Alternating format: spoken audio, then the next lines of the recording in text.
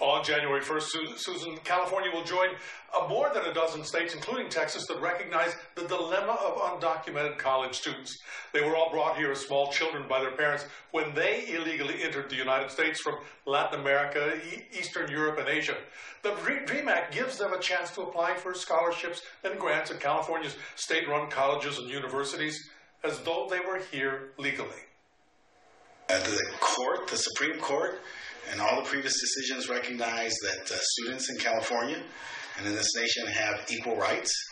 And the design and architecture of this bill is that these students will not take 1 cent nor 1 scholarship from any other student. The first part of the California DREAM Act was signed by Governor Jerry Brown in July.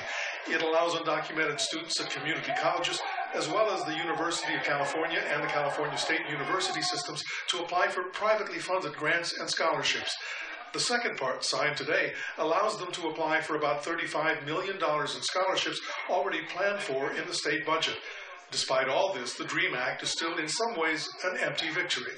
We still can get a job. We still can drive. We still, there's a lot of inequalities and a lot of barriers that the undocumented community face, and ultimately that's what we're fighting to break down. There's also the time factor. Some students in college now will have graduated by the time the DREAM Act is funded. It will become law on January 1st. And then the implementation of the program will be rolled out over the next 2 budget periods.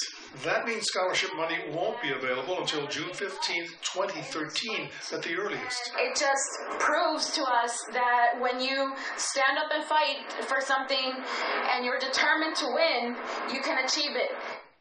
But the fact remains that until these students can legalize their status here in the United States, they can't work here. And that means California's public universities will be turning out very well-educated people who are unemployable. Phil?